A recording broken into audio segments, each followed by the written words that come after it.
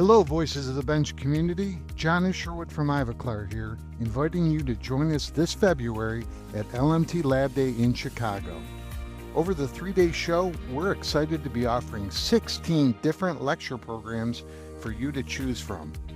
Simply log on to labday.com/Ivoclar, that's labday.com/Ivoclar, to check out our lineup and register for these amazing courses.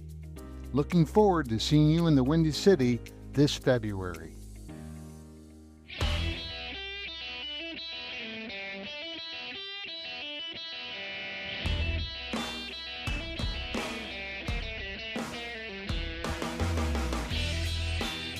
Welcome to Voices from the Bench, a dental laboratory podcast. Send us an email at info@voicesfromthebench.com and follow us on Facebook and Instagram. Greetings and welcome to episode 406 of Voices from the Bench. My name is Elvis. My name's Barbara, and happy freaking New Year, everybody. Happy 2026. Yay!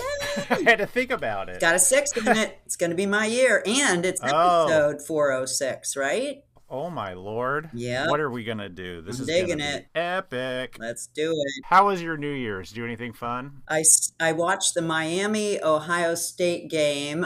Couldn't believe Miami won, and then I actually made it to midnight. So, yes. What? I was Wow. Yeah, I know. I was asleep by 10. Yep. So I was just proud of myself for making it to midnight because I never do. So yeah. I don't know how many people do. Is it even a thing for people to go out on New Year's Eve anymore? I don't know. I mean, I'm sure for people a lot younger than us, but it never really was for me. I always just played it safe and stayed home and hung out. And so I pretty much still do that. Yeah, I think maybe when you're 21, that's a thing. But then you realize you can do that any night. Yeah, pretty much. Good point. Good point. Well, you know what? It is 2026, and we are already looking at a fantastic year for us and the podcast. Oh, my God. It's going to be nonstop. It's going to be pretty busy for a while. So just in a few weeks, both of us, we're going to be in Las Vegas for the Vision 21 meeting. Always our favorite meeting to start the year. Yeah. We will not be recording the podcast. It's not really set up for that, but we're going to be there just doing some networking, hanging out with some friends. Who knows? Maybe we'll learn something. I don't know. Yes. And then, of course, it's off to the greatest week in the year, and that's Cal Lab and Lab Day Chicago. Woo-hoo! So, Cal Lab starts it off on February 19th and 20th, headed up by our very own Barb. Yes, sir. How excited are you? I'm getting super excited, man. I'm ready. Yeah? I am. I mean, it's like around the corner.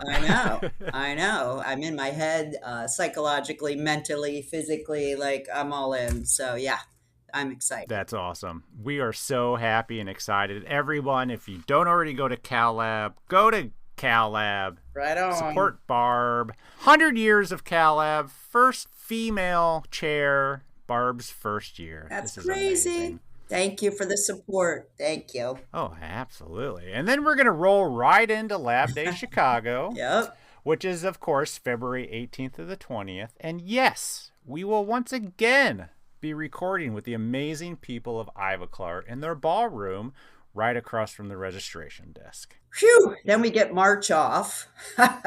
Well, maybe Oh, we're no. trying to fill it. I'm kidding. All right.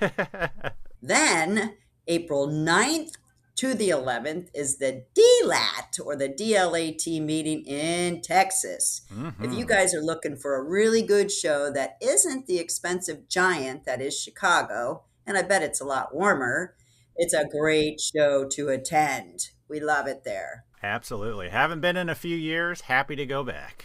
And then, oh my God, Elvis and I are so excited. We're going back to Mallorca, Spain. ExoCAD Insights 2026, and that is April 30th to May 1st. So we are going to be busy. Thank you, ExoCAD, for that. Yeah, if you love ExoCAD And if you love an amazing beachside conference on an exotic island, yes, sir. This is the show for you. Yep. And I can't stress this enough. It is literally exhibit hall, cross the street, beach, Baltic Sea. It's just insane to me. Beautiful. It's awesome. All the history, amazing. the amazing food, the amazing people, the amazing ExoCAD, all of the lectures. Mm-hmm. It's just, we can't say anything more than amazing. Well, we could, but I'll just keep saying amazing. Amazing.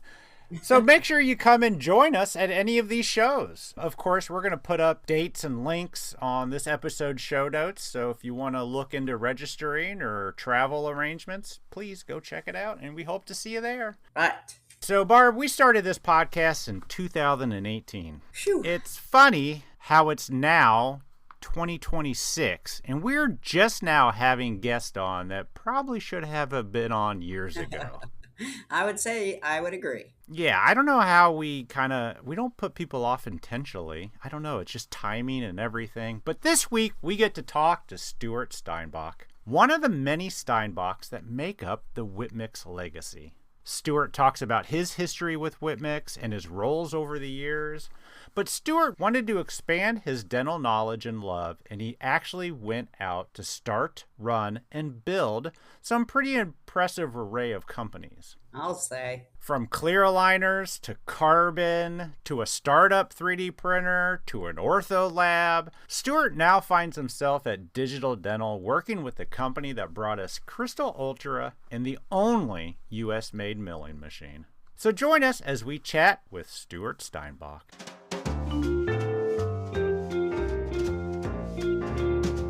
Voices from the Bench. The interview.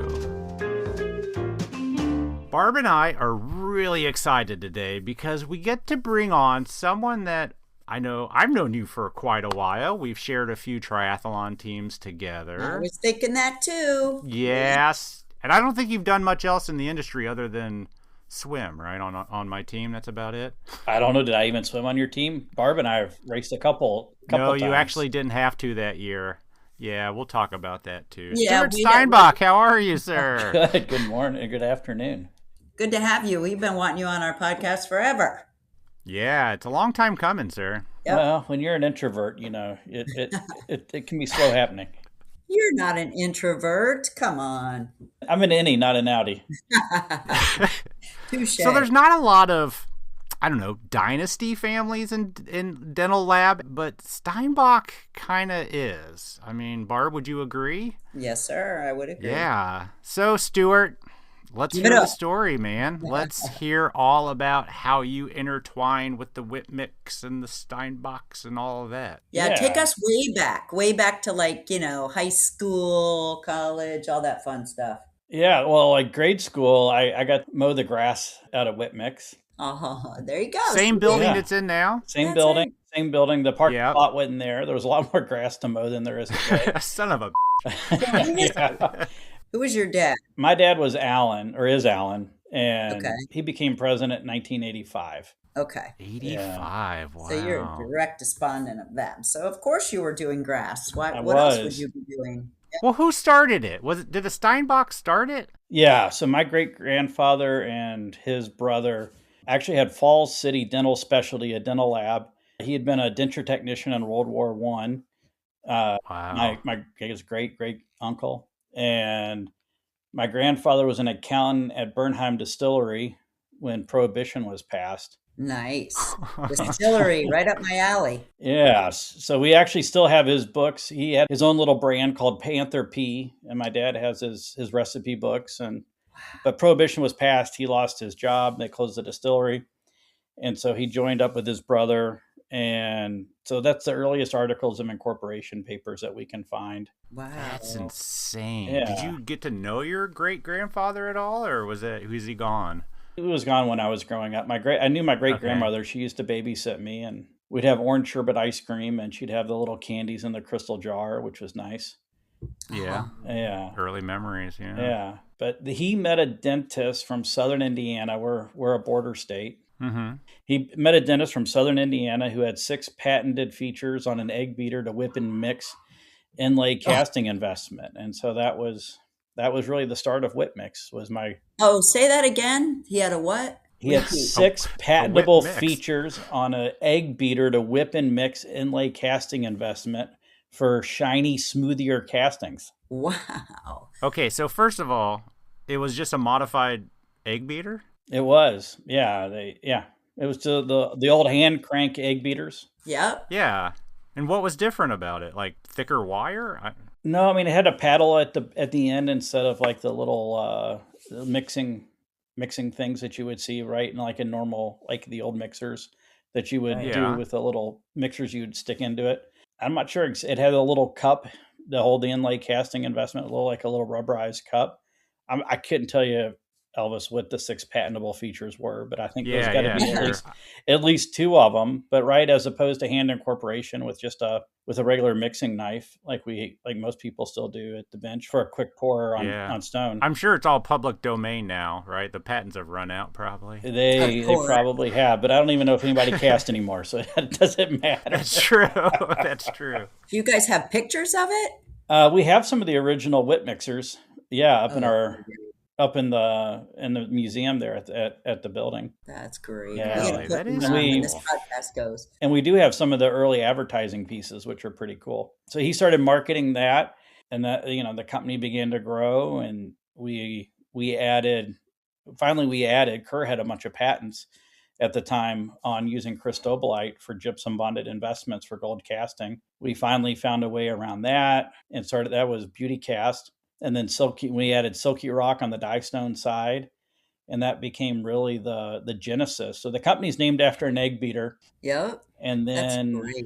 yeah. And then after World War II, my grandfather, who was an engineer, came back after the Pacific Theater. He started up a friendship with Dr. Charlie Stewart, who had the first semi-adjustable articulator. And so in 1965, he licensed the rights to the baby Stewart. And then I was born 8 years later, The first baby grandchild. Stewart. First, Oh my I'm the God. first grandchild born 8 years later, and Wow. somehow my name's Stewart, spelled exactly like Charlie Stewart. So They knew exactly what the hell your name was going to be. Hmm. yeah. My mother swears Alexander was the other option, but I guess luckily for me and my career, baby Stewart stuck, and Yeah. so the company's named for an egg beater, and I'm named for an articulator. Is that on your dating profiles when you were younger? No. So did you know that growing up? Did you know that story? How young were you guys when you talked about it? Like, Oh, I and think I've learned- been at Whitmix 15 years before I finally put 2 and 2 together. Oh, you're kidding me. Oh, really? My dad won't admit it, but I mean, come on, what's the probability of that happening? So yeah. So you said you were mowing grass at Whitmix. When did you actually start as an employee of the company? Yeah, I joined January of 1999, which was just a couple months after we acquired Intratech, the furnace company out of Texas. Oh, wow. So at that point, I mean, it was much farther than just the egg beater. By then, they were into more equipment by then, I imagine. Yeah, I mean, we still have the whip mixer that everybody has or had at the time that just won't die. So we had the mixing equipment, we had the model trimmers, articulators. We were one of the largest manufacturers of articulators, particularly for the school market. Schools, yeah, I knew that. Yeah. And we had all the investment, all the Serafina high temp. Formula One had just been launched. Formula One, I remember. Formula that. One, or I'm sorry, Fast Fire 15 and PC 15 before Formula One. I always knew you guys as like a stone company. Is that what you would consider to be your largest branding? At that time, it was probably 50-50 between stones and a casting investment, Okay. and then the equipment that wrapped around it. So that was Yeah. so that was a lot of it. We added the porcelain and the pressing ovens, and so those were our primary product lines at the time. And were you groomed to come into Whitmix? No, I was mean, going to did you do have an I was going to option? do anything but join Whitmix. Oh, you were one of those. I Were was you went kind out. of a rebel, or did you just not want to go in the family business? I really wanted to do something more entrepreneurial. So I got a business degree from the University of Cincinnati, And when I moved back to Louisville, I opened up a business power washing decks and sealing them and doing odd jobs like that. But I really thought I'd end up starting my own business. Really? How'd the deck business go? Well, it did great until about October, November when it got really cold. Oh, God, yes. You That's forgot a to great save? point. Yeah. And my dad goes, "Hey, we've got this new international business position open. You ought to maybe kind of take a look at it." So, Hmm. I'd have been to business school. I had a resume. I submitted it, went in and interviewed, and somehow I got the job. So he just gave you a little bit of a nudge, eh? A little bit, yeah. Yeah, a little bit of a nudge, and quickly fell in love with dental technology and the dental lab community. New international. What did that mean? You were only stateside before? No, it was a new position within international. Oh, I see. Yeah, we'd had a fellow who was actually, well, my grandfather was still at the business. He turned it over to this fellow, Harvey Solinger, who ran the business. Harvey was CEO for a while. A non-Steinbock. A non-Steinbock. And Harvey spoke 7 languages. Jesus. Yeah. Overachiever. He was, he was a Jewish textile trader who was overseas when World War II broke out, and he had family in Louisville, immigrated to Louisville after the war. And somehow he and my grandfather became friends. He was in sales for years and years, and then ultimately ran the business for a while before my father took over in '85. But at the time, 30% of our business was export. Really? Mm-hmm. That's impressive. Explain that. What do you mean, like to other countries? Mm-hmm. Yeah, we and still do export to about 80 different countries worldwide. Wow. So huge part of our business, but they kind of tucked me away in international. So no matter how much I wanted to go have a good time, I couldn't muck things up too badly. So, but for a family business, it's a great place really to go and learn and do it in a pretty, relatively safe environment where you learn and the company can grow, but if anything doesn't go well, then you can't, no real harm done. Right. Yeah. I could challenge that. How many brothers does your father have? So my dad's one of 7 kids. Holy. Yeah, 7 kids, 8-year, good Catholic family. Yep. I'm a good Catholic girl too. Yep. So at the time, he had 2 brothers and a sister working in the business. Make sure I get that. Yeah. So there were 4 of them. Well, that was my question. How many people work in the business? At the time, the company was about 200 people. Damn. And yeah, everything was in Louisville with the exception of Intratech, which was down in Dallas before it got moved to Louisville. And Ann was in more marketing and she eventually became CEO. Yep. Yeah. David was in finance, and he did a lot of industry work.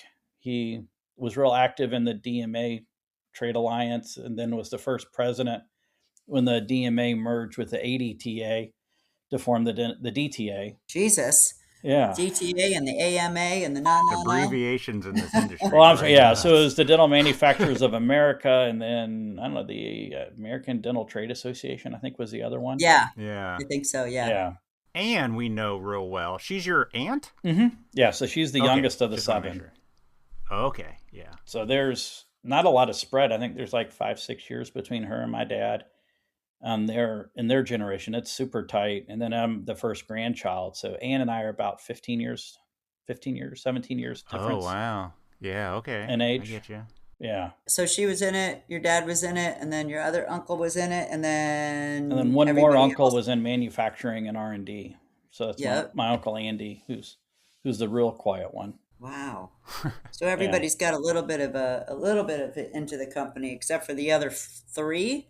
They weren't in it at all. No, Dad's brothers and sisters? no. My aunt was married to a fellow who had a bunch of small businesses here in Louisville, and then one brother was a radiologist and the other was a urologist.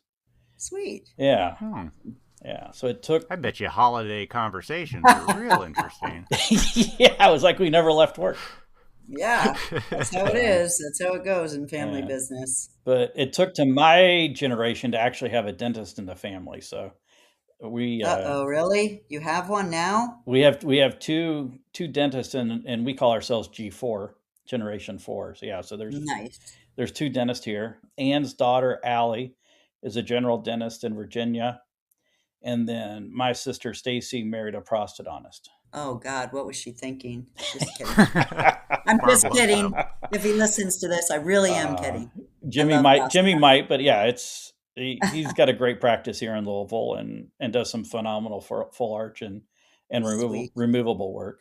So Is that 1999, you joined. So take us from 1999 to present, whew, all right? So or 1999 to 2010. that's all How right. about So that? yeah, I mean, I really enjoyed doing the international side. I ended up taking over Asia, Latin America, and grew both of those territories. But I was, getting close to getting married, was getting a little burned out of the travel. And Yeah. unfortunately, I picked September 11th to talk to my dad. You're kidding me. That September 11th? That Oh, September 11th. oh my God. Yeah, and I felt like such a fool. We're at lunch watching the towers fall, trying to express, like I'm ready to Move do on. something different. And so Yep. Yeah, that's yeah, but it took about another 2 years, and I became the first product manager at Whitmix, and was responsible for the porcelain ovens. So I was the furnace and porcelain brand manager or product manager. And I was also starting to travel to the dental schools with the articulators and doing the Yeah. servicing contracts that we do. Yeah. So you were on the road a lot, I probably. was, I was, but the one thing Yeah. that kind of stuck at that point was product development. And the first product I brought to market was Flowstone, I which, remember Flowstone. yeah, yeah, so there were a couple of versions over in Europe, but nothing here in the States. And my degree was in marketing, but more market research. And so it was the first time, like, kind of got to put together a system, did a ton of interviews, understanding what people liked, didn't like, and use that to drive the requirements, and then manage it was a sort of a team leader for the R&D team that then figured out how to make gypsum flow, but then set quickly. And so, yeah, so it so did. you come up with the product before you come up with the way to make it? Yeah. Yeah. Like, hey, I Did mean, you? Okay, Whitmix in a yeah. lot of ways has always been more of a fast follower as opposed to like a new to the world innovator. Yeah. If you look at we licensed the original Whitmixer, right? We licensed the articulator. We acquired CF Price Company for the model trimmers, Yeah. Oh, I so see. Yeah. Instead of innovating, you're acquiring. it is, but it's recognizing, to me, the trick is recognizing Oh, when sure. something has true value to it and isn't just a me too or an Yeah, yeah. also. So that was really when I kind of got the spark of I can be entrepreneurial within an existing business because I can figure out new products for us to launch. So we did Flowstone, we ended up doing Formula One, we did the mainstay articulator pins, and we were doing lean manufacturing at the same time, and so that Oh, really yeah. then gave a kind of a bent of okay, if a lab's going to go lean, what are products that can help it reduce cycle time? How do you get to a one piece flow as opposed to batch processing? Hmm. How do you build quality in at the source? And then we did lean rock after that. And that's probably, Barbara, why you say you think of us as a stone company, because a lot Yeah. of that formulation expertise we're in the dental stones. So, well, you talked about lean manufacturing because I remember we hired you guys, somebody from your company, to come in tonight and review our processes and do lean. So, were you guys a early adapter to lean? We were definitely in the dental industry. I mean, lean had been around in manufacturing for a number of years.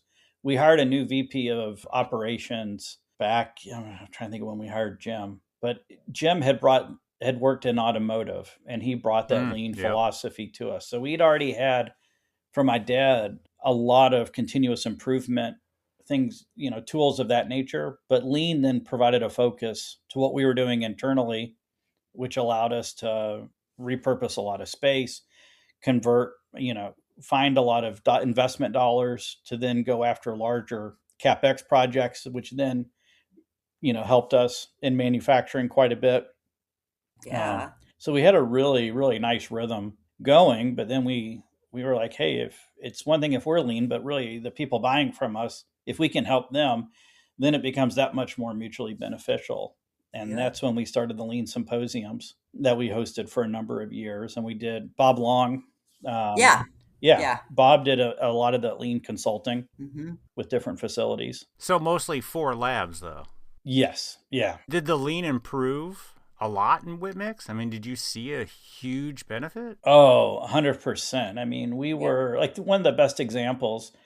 Our gypsum mills were 10,000 pound blenders. But if you look at how all the different stones that Whitmix manufactures, you would have 10,000 pounds in the mill, but maybe, you actually only needed 6 or 8,000, but you were going to go ahead and fill the mill because why wouldn't you? And then you had Mhm. mills sitting there waiting while it went to QC to get approved or modified if it didn't meet the quality specs. I mean, the one thing our family's always hung our hat on is whatever we do produce, it's at a super high quality. Yeah. So Yeah, a lot of eyes on it. right. Yeah. So, Jim found a tumbling technology where you'd fill 2,000 pound, like they're called IBCs, but they're a smaller bulk container, and you take it over to a mixer, and it would sit there and it would spin that IBC and blend it. And so you could then manufacture closer to the actual demand of the powder needed. So you might think of like resin rock in 5 different colors. You can blend it to the actual color, blend the actual colors that you need, and not have all this overproduction and this wait time. So that's just one very small example, but we also did a lot with machine build.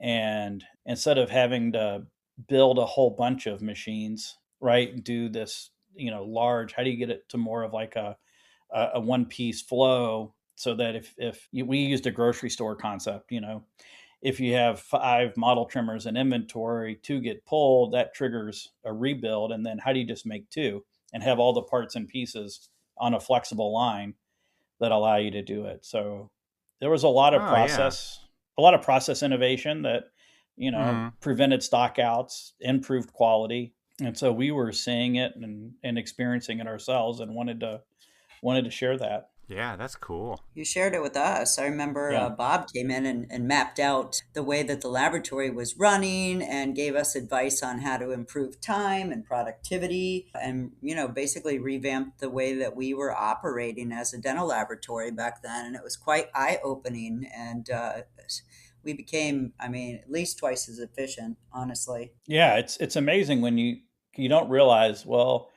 like we've been making these small accommodations for space or people, right? And that suddenly leads to this spaghetti chart of how a product moves through a facility. Or Yeah, you go this way 100 feet and then turn around and go that way 100 feet, and nothing was like next to each other, or you see these spaghetti maps and you're all over the place. yeah, and then it's just carts and case pans everywhere. Yep, exactly, and nothing had a rhythm. Yeah. Whitmix is a big facility. You cannot afford to have people walking around. No, it's 250,000 square feet under roof. Is it really? Yeah. Moly. Wow. It's a huge facility. Yeah, on about 9 Taken the acres. tour years ago, and I just remember it being big. Yeah. I didn't know it was that big. Yeah, there's a lot of little hidden nooks and crannies in that building. Is it the same building, just at additions? That was the original one, you guys? My grandfather bought that building in '69. Oh, wow. What did it used to be? I've heard this before. It was a Pillsbury cake factory. Yeah. So the big blue tower was where all the flour and ingredients were, and that flour silo caught on fire. And Pillsbury was a union. It was a union shop. Pillsbury just said, "We're done," and locked the doors and walked away and let the fire burn. You're kidding me. No. That's a great story. Wow. Yeah. Yeah. So we were in another location, I don't know, probably 5-6 miles away, when my grandfather found that building and bought it, and then had to rebuild it. And then it's been added on to over the years. I think we've done at least two additions. Wow. Yeah, we did a big temperature humidity controlled add-on for the casting investment manufacturing, and then another one for we did a lot of horizontal turning for all the different screws and pieces, parts for articulators. So we did another add-on for all of that machining work. Wow. The scope of size and inventory and catalog is just beyond what I could comprehend. I mean, Whitmix has so much. And then you get all the little pieces parts. Yeah. Beyond just all the things that make up the things. Yeah. It was a great place to learn. I mean, we did ERP really, really well. We got into, change management. I got a huge introduction to ISO, how to manufacture in an ISO environment. And when I was leading the milling center, we made the change from ISO 2001 to 13485, the medical device manufacturing standard. So, I've never seen more work or paperwork as companies that are ISO 1385. I hated it. We were at that one point, Knight had that designation. And, did you really? Oh my God. That was a pain in the ass. Do you not have it anymore? Hell no. Oh. Well, you'd have like 5 people managing that. That was tough. But yeah, I mean, it was, prestigious to have it. But, dental lab wise, you don't really need. Sure. When you're a manufacturer like Whitmix, it's awesome. But for us, the only reason a lab might want it is like if it's selling into Canada or another country where you need that designation, just helps you with your product lines. But as long as you're domestic, you need a good quality system is really important. But 13485 is really overblown. Yes, sir. Well said. So obviously you're not with Whitmix now. So when did you leave and where'd September you go? 11th. Well, he mentioned it. I don't think that day. No, my departure date came in October of 2017. I was in my early mid 40s. We had started the milling center and then sort of scaled it back. We had brought in a lot of digital technology, but I was going through a divorce or just come through a divorce, and things were just really unsettled. Sure. And anyways, I had the opportunity to leave and do a true startup in the direct to consumer aligner business. Oh, you got into that game. I did. So you were early into that too. Yeah. So I was a co-founder in Smile Shapers with Reed Nunley. Yeah. And so, wait a minute. What? Is that your Reed, Elvis? Yeah. I was like, what? That's crazy. I didn't realize that. That started off as a direct-to-consumer? Yeah. It was really one of those idea. really funny conversations. I was like, Reed, man, we're selling a whole bunch of 3Shape scanners to these guys down in Nashville. There's something going on down there. And he called me like a month later to go have lunch. And he's like, Stuart, would you ever be interested in doing this? And I was like, yeah. Let's keep talking. And so he had been working on the business plan since then, and he and I continued to refine it. But it checked a lot of boxes for me. Ownership position, growth opportunity, still in Louisville, still in dental. Yeah. So it's like, man, if I don't leave now, I'm never going to leave. Yeah. Yeah. And so and my dad had more or less retired about 6 years prior. So it was a different Whitmix than the Whitmix that I started with. Sure. And it'd been almost 19 years. It was 18 years and 6 months. But who's counting? So family aside, that's a long time. It was a really long time. And so don't ask Barb, but yeah. So I was ready to do something different. And so Reed and I started Smile Shapers. And how did you launch something like that? Like, I mean, you came up with a business plan, but back and forth. I mean, how did you create that? Back in the early days of the direct to consumer aligners, I mean, it was a website, and then we were working on influencers. We launched in 7 states, and it was all paid Google ad word search. Wow. Yeah. Did you ship out impression trays to the public? That method? Yeah. Oh my I mean, that was the early days. Yeah. Nan Boyd and I were back there filling putty jars. Yeah. And that's funny. Yeah. So I worked out of the facility there for a while, and then it was back when it was upstairs at Derby. No, right? Initially I was in that manager's room up front opposite of the lobby. Yeah, okay. That little manager's room, and then sort of that training. Well, it then became the print room. But yeah, I was over there, and it was just a ton. It was a ton of stuff. But unfortunately, I mean, the reason we got out early because the amount of money you have to spend to get customers, and most of the inquiries we got were for people who really need to see an orthodontist. Yeah. So, I mean, it was hard. I had recruited an orthodontist to be chief clinical officer. I had recruited dentists in every state where we were operating, picked up all the med-mal insurance to cover them as a telemedicine model. Jeez. We'd built all the infrastructure and then just really ran out of funding because to feed the beast, it was a huge, huge advertising spend, and it just wasn't. It became non-sustainable for us. I was still working as a consultant for Whitmix with Carbon. Carbon brought Whitmix's surgical guide resin in as the first third-party validated resin. Oh, really? Yeah. Interesting. Yeah, and I was really intrigued by Carbon, and I called Brian Gainey, and within 3 weeks, he had me on the payroll. So were you using Carbons at Derby to do the clear direct-to-consumer clear aligners? Not initially. So we started with the Asiga with one of the early large format. I'm trying to remember the exact, but I think Derby brought the Carbon in shortly after I left because Smile Shapers kind of morphed right into that private label lab product. Yeah. So how'd you get hooked up with Carbon? Well, at Whitmix, I'd been working with them on bringing the surgical guide resin in. So I helped negotiate. Oh, that was it. Wow. Yeah. Okay. So I helped negotiate the contract where, I'd already left, but I was still helping the family. Yeah, sure. I'd already left. We negotiated, got the contract negotiated, and then we had to, as Carbon does, all their thorough validation, print validation, work through with that with them, any third-party lab testing they needed. So I had a pretty good working relationship at that point with Brian and Carbon, and made the move. And it was interesting because that 6 months that we were officially on the market at Smile Shapers before we ran out of funding, that was like all the experience. So no one else had ortho experience at Carbon outside of Brian and myself.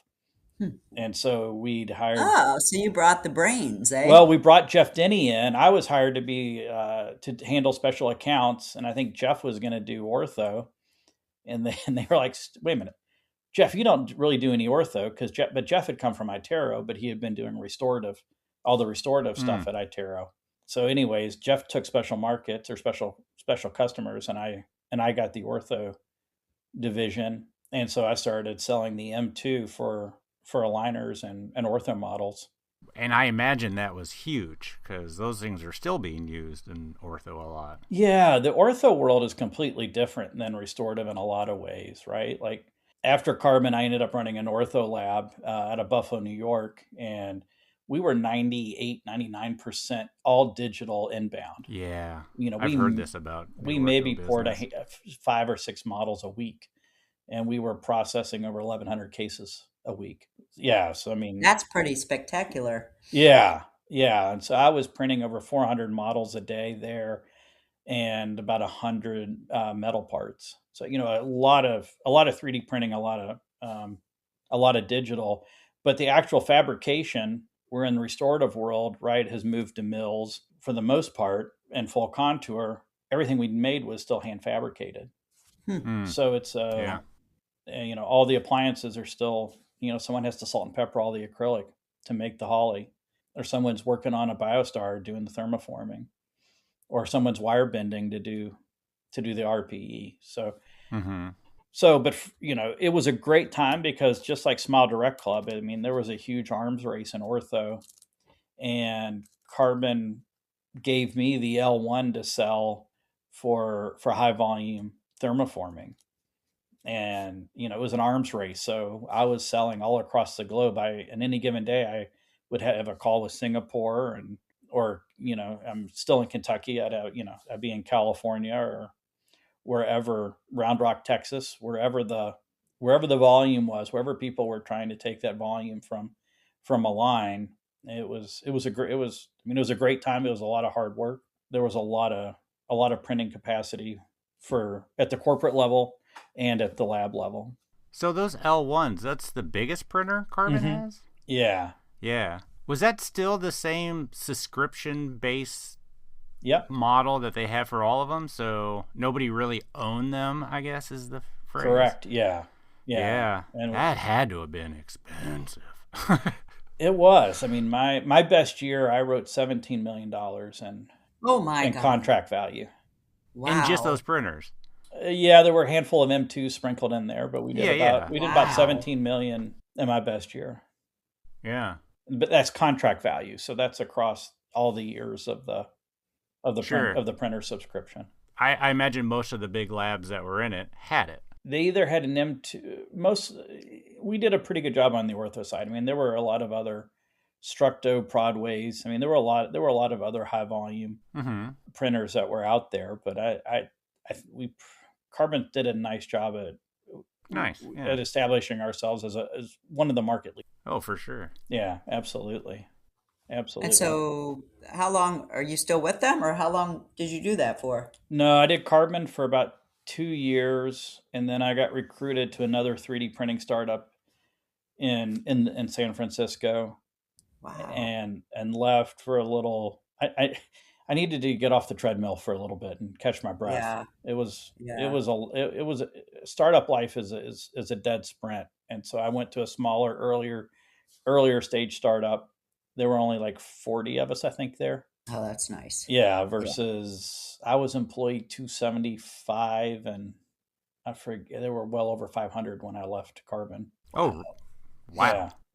Yeah. It was intense growth, really intense growth. So someone enticed you over with a new printer? They did. There were a lot of things I liked about it. It had a lot of things about the print quality that the Carbon had, but what was interesting was we had $35 a liter model resin, which was really disruptive. Yeah, Did you say $35 for a liter? Yeah.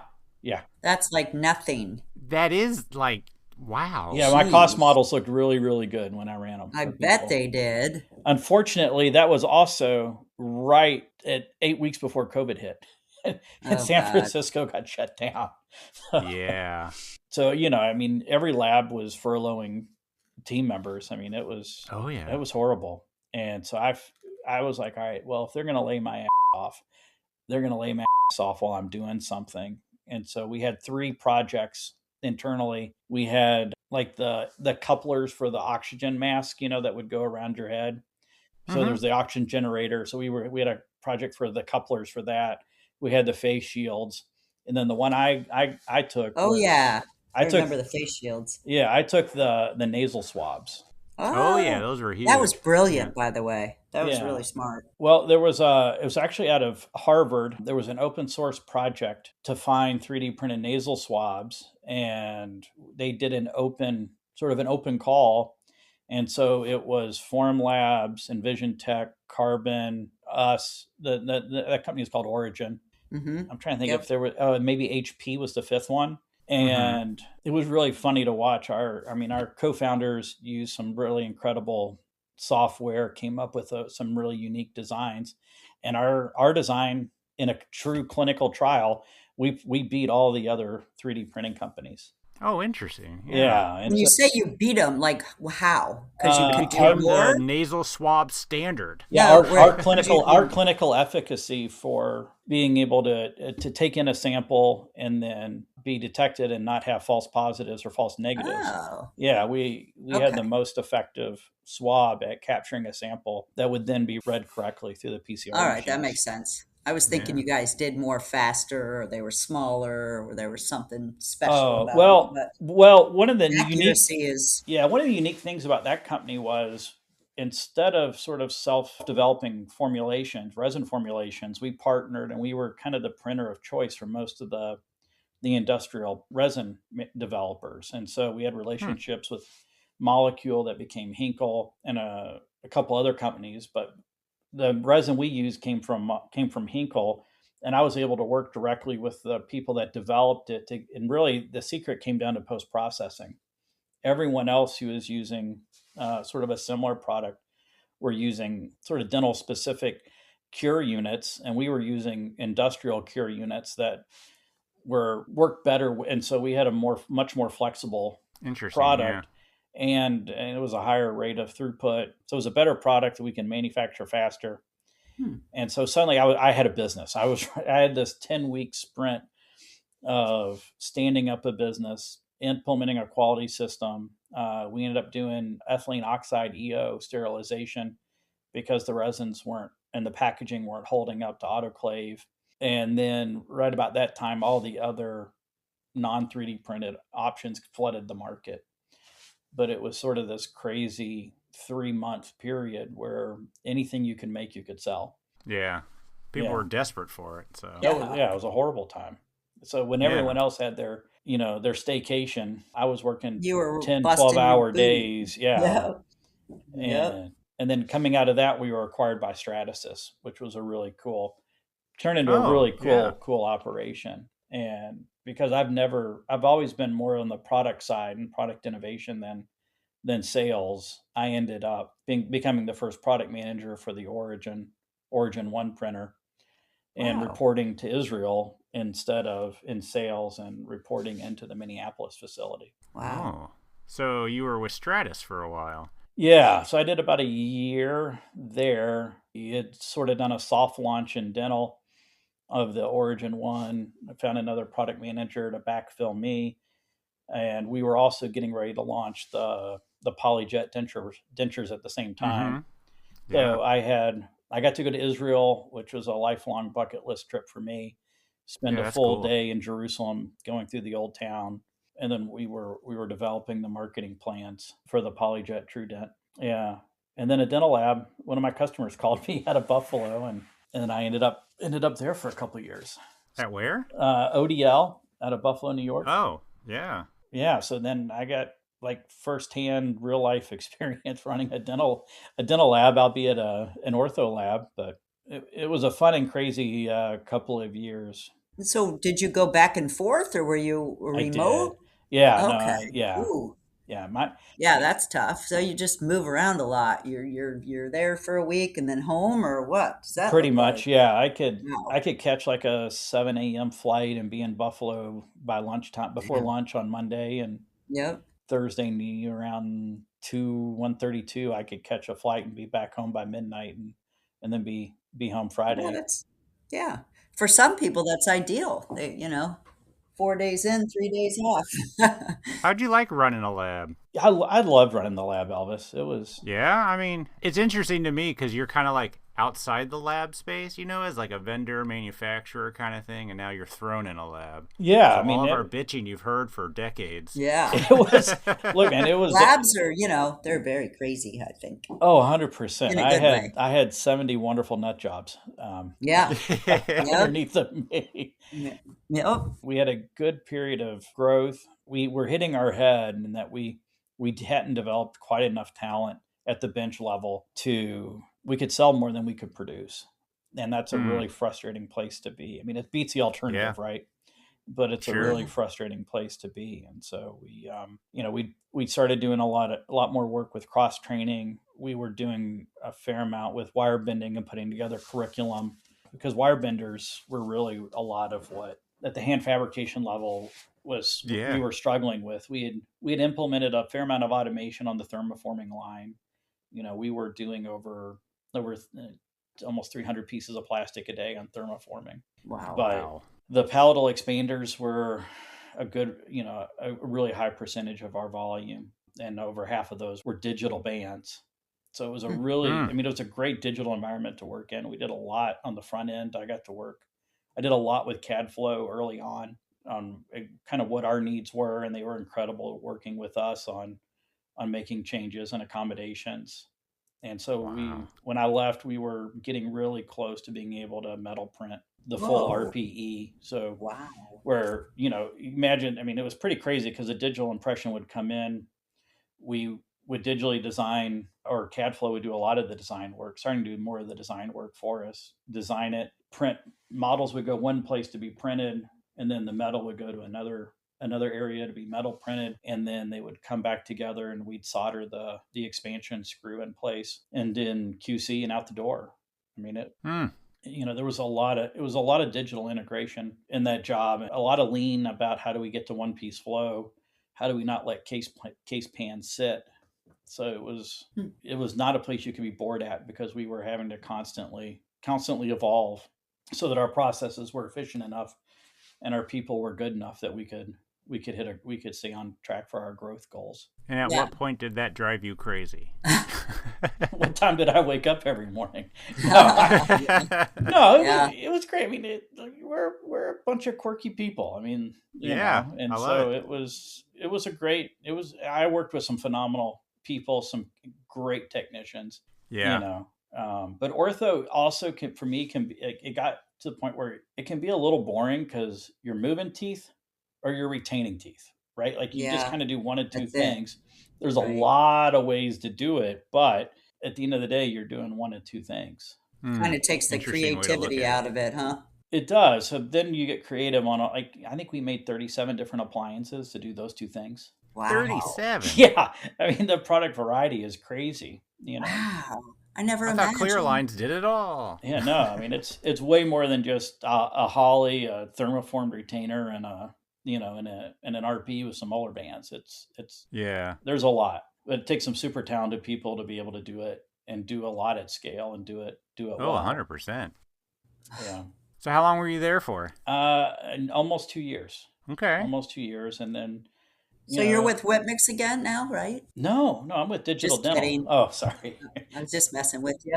My sister's with Whitmix, but no, Oh, that's crazy. You're with Digital Dental. I am. Was that your Wow. first stop after the ortho place? Yeah, it was one of those. Okay. They needed leadership, and I was looking for my next challenge, and so it started as just, hey, will you come out and take a look at what we've got and tell us what you think? And almost 2 years later, I'm still here, and So are you going back and forth again? Do you, is it, do you yeah, do you have to travel? I guess Now, that's my yeah, question. I had that bad car accident in February, so I was going to ask you about that, but I was going to wait a that's little right. longer. So I know. last week was actually my first trip back to the facilities in Scottsdale in California since January. Wow. But yeah, no, it's still a lot of hotel stays and So Digital Dental, what to talk about that for our fans? Well, for the history of Digital Yeah. Dental and the podcast, I mean, I think we've had them on 3 times. And Yeah. back when we started, they were huge supporters of us, Yep. getting ads and stuff. Wink, wink. But yeah, I always knew them as Crystal Ultra Yep. and unbelievable American-made mills that were just beefy as could be. That's Yep. how I know them. Yep. yeah. Same. So, and the mill side is the same. Yep. In fact, I got to spend a lot of time with Kim Karpowitz, the founder. Yep. Yep. We've got like 10 of those here, right? I do, and Okay. Bren Okay. Bren keeps me busy, Stu. I need a little Yeah. help. Yeah. Yeah. I bet. Yeah. So Kim and Cameron, father-son combo out of California, were designing custom CNC machines for multiple industries before. Actually, I hadn't heard this origin story. The guys at 3Shape didn't even have a lab scanner yet, but they'd started the software. And Kim had built a couple of machines to mill wax for the jewelry industry for custom rings. Oh, yeah. And that became the Dent Mill 1. And then somewhere in there, and I think I know I met Kim the first time around 07, 08. We used to have that great DLOAC meeting in California. That was the original CAD CAM show back in the day. Somewhere right in there, he met this husband-wife team that had a dental lab in Scottsdale. And so Scott Adkins would say, Kim, if you had a mill that would do this, I've got this material that's really, really killer. And that's how Crystal Ultra came to be. Interesting. Yeah. Yeah. So Scott and Anna had their lab. They ran a supply business, and Kim and Cameron kept making the machines out in California and coming up with all the different milling strategies. And actually, I worked with Digital Dental on their aligner trimming solution when I was at Carbon. And so we co-sold their mills with our print solutions. And believe it or not, Derby and Smile Shapers was the first customer for that machine. Oh, really? Yeah. Yeah. Small world. It It really is. is. Jeez. We still design and build all of our own machines out of California. We still have the small, it's much smaller now, lab that sort of focuses on the full arch Crystal Ultra side and the supply business. I think the only thing we've added though, really to all of that is we also are partnered with Preet for their milled abutments. Yep. So we have a partnership with both Biodenta and Preet, but Preet today is the dominant blank that we sell with our Titan mill. So what did you have to work with FDA and Preet in order to get all that kind of worked out so labs could buy this mill and their blanks and be approved or Compliant. Yeah, yeah. I mean, compliant? Yeah. luckily, Preet as the manufacturer takes on the bulk of that responsibility. Oh, good. But Yeah. we do a lot of validation work with them of the milling templates, and they use some of our mills for their own facility. They mill for labs, and then we started our own milling facility, so we mill for labs as well now. Yeah, it's been and I've known Ruben and Chris for as long as I've known you, Barb. I think. Oh yeah, I was going to say they've been Yeah, around a while, huh? yeah. Yep. So it's become a wonderful partnership. Yep. I saw Ruben at the Heartland convention Friday and Saturday of last week. Ah, Yep, working our asses off. yeah, That's yeah. all we So do. what are you doing at Digital Dental now? I mean, you're the president? Yeah. So I'm more or less the president, run day to day. Okay. Yeah. I mean, it's really kind of the same thing I have been doing, right? How do we bring process improvements to, we're not stocked out of the things that our labs need. How do we do things better? And then, the other thing that we're starting to get more into now, a year and a half into it, is the product development and innovation side. So, so we have a new mill that's early in development that I'm pretty stoked about that we can talk about in a future podcast. But Nope. Got to give it up. Give us the dirt. What is it going to do? But we've got a couple other milling products that we're getting pretty close to and starting to do some beta users on. So just by LMT, we're gonna have some new stuff on our table, which is a really Well, that's the really perfect nice time to feeling. launch new stuff. Yeah. LMT. The first year really was about how do we we needed to improve our overall financial health. And we did that without any reduction in force, which I'm really proud of. And so Yeah. we had some natural attrition, but no reduction in force. And we have things in a really nice, healthy place again. And so now this year has been focusing on growth. And so the only sort of thing I'll say I carried over and learned at ODL was the EOS entrepreneurial system. And so have brought a fair amount of that into how we operate at Digital Dental. And that was part of what I talked about at LabFest when I saw you Yeah. you last, Elvis. Yeah. Yeah. So that's but that's it's kind of just you just sort of keep layering the different tools and things that you learn at each stop, and you just get better with old age, like a fine bourbon. Yes. And on a personal note, both Elvis and I, watched you on Facebook after that happened with your wife and your daughter and your family. And how is Jamie doing? Jamie's doing great. She has entered what she has affectionately called her Victorian era. Yeah. It started with crocheting, and then she added embroidery, and then she added sourdough. Wow. So I'm trying to think if there's anything else. But funny enough, I really appreciate you asking. Tomorrow is her first day going back to be in the classroom. Oh, good So, for Wow. her. Yeah. So That was a long road, man. I mean, you guys really, really went through it. You We yourself, did. all three of you. So God bless Yeah. you for getting through that. And I saw a picture of you two at NOLA, and she had sneakers on, and I remember her fondly because she was a runner, Yeah. and so Yeah. hopefully, physically, just every day gets better. Hopefully. It does. It does. And so I'm not sure how much running is in her future, but Yeah. it's been a Runners will long. find a way, dude. We Yeah. will find a Oh, way. yeah, you're a runner too. I forgot, Elvis. Yeah. Yep. Yeah, I mean Well, it's good. crazy because it's been a little over 10 months, and the doctors say really, I mean it'll be a good year and a half, 2 years before you're really fully recovered. But she's Damn. in 10 months. I mean the amount of growth and what she's gone through to be able to get back to the classroom is just amazing. So Yeah. yeah, no, thank you. Congratulations to her, sincerely. And it also says a lot to Digital Dental for allowing you that time to recover and take care of. And Oh my Lord, they could not have been better to me Yeah. throughout all of this. Yeah. it says a lot about a company. Yeah, I mean, there were a lot of people that stepped up when, we were stuck in Charleston for almost 8 weeks, living out of a Yeah. hotel with three of us having surgeries and doctor's appointments and back and forth, and Damn. before we were able to all get back to Louisville. So no, the ownership of Digital Dental and my team members all did me a huge solid. And Yeah.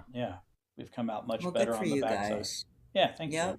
you. Way to end on that note. I'm really, really happy for you guys that she gets to go back to school. That's wonderful. Which means I have an empty house during the day again. Yep. I get it, dude. Yeah. I love my wife, but I can't wait to see her for breakfast and dinner only. Yep. Yeah. Oh, well, thank So you. I imagine Awesome. you and Digital Dental. I mean, we're going to see you at Visions and Lab Day and all the things in 26. Yeah, and we have our normal spotted LMT at the bottom of the escalators. Awesome. Nice. Yeah, so we'll be there. That with, new with mill will some be new- out.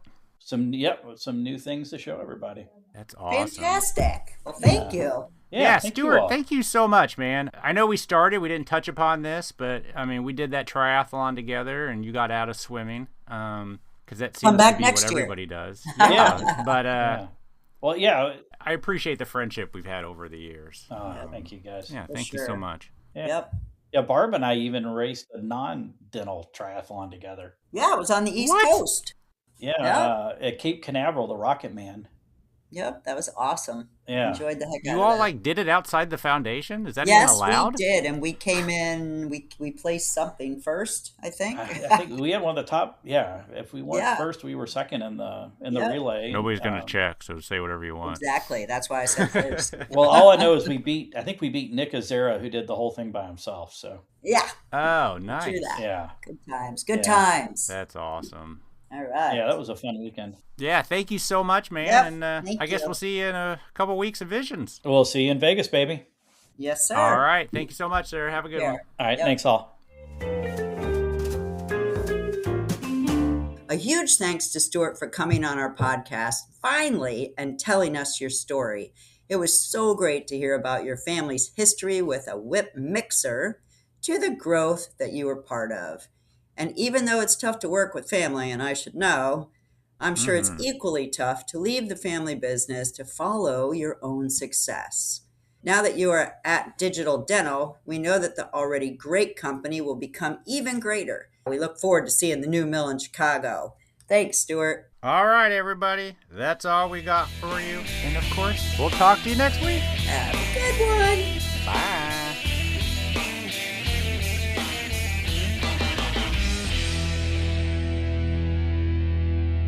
Hold on. I said 405, but I typed in 406. The views and opinions expressed on the Voices from the Bench podcast are those of the guest and do not necessarily reflect the official policy or position of the host or Voices from the Bench, LLC.